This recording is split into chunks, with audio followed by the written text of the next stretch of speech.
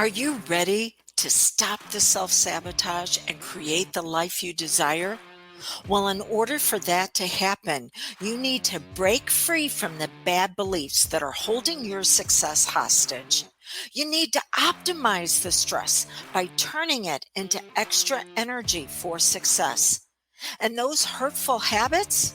Well, we need to give that pain a purpose for progress. Welcome to Stop the Self-Sabotage and Create the Life You Desire podcast.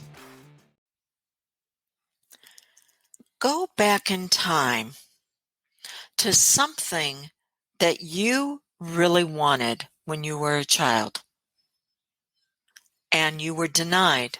You were told that no, you couldn't have it. Because this is going to be really important for why it can be still a challenge for you to get your goals, or once you get them, to keep them, or once you get them and keep them, to feel fulfilled and satisfied with them. So think about something you really wanted as a child, and then the denial that happened around that.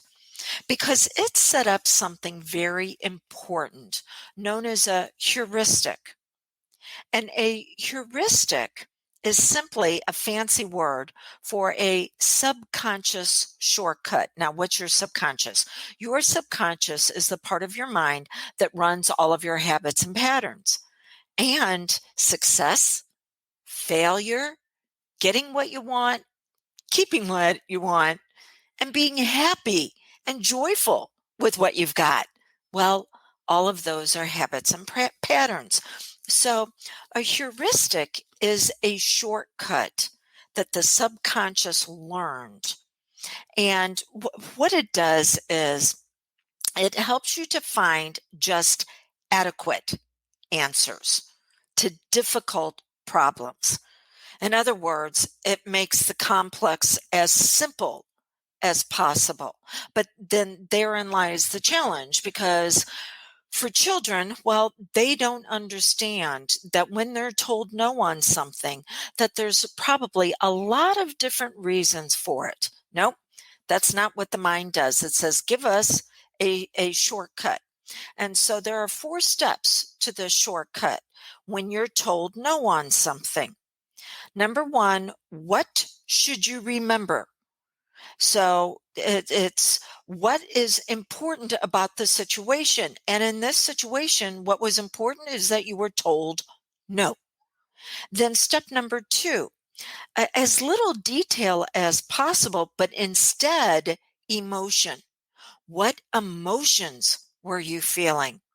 Then step 3, what was the meaning around those emotions about you? Did you feel like you weren't good enough? Did you feel like everybody else always gets what they want, but not you, that you have to settle for what's left over?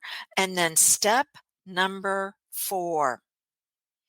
This is how life will be. So try to avoid asking for these types of things, because you're going to get a no. And now we have a process in place that whenever you move towards a goal that is similar to what you were looking for back then. No, not asking for a pony, but instead going, you know what? I'd really enjoy that. I'd really enjoy that vacation. I'd really enjoy that outing with friends, whatever the pony meant to you as far as emotions. Well, now when you go after a goal that has similar emotions, the answer is no. And because it was a difficult problem made to be just adequate, the easiest answer is because you're not good enough. So what is it that you need to do? You need to be able to flip those emotions. By the way, you want assistance with this? Go to drewdawnferguson.com/2021, because you are going to see how to start putting the fun and fulfillment and joy and passion and excitement back into your goal getting. because the subconscious mind must experience emotions for it to run properly.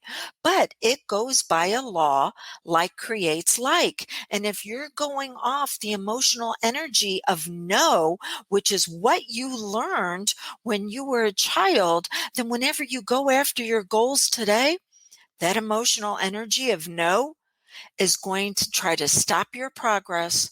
It's going to try to slow you down. And then it's going to tell you, well, yeah, you got it, but you're not going to be able to keep it or be happy with it because the answer is no.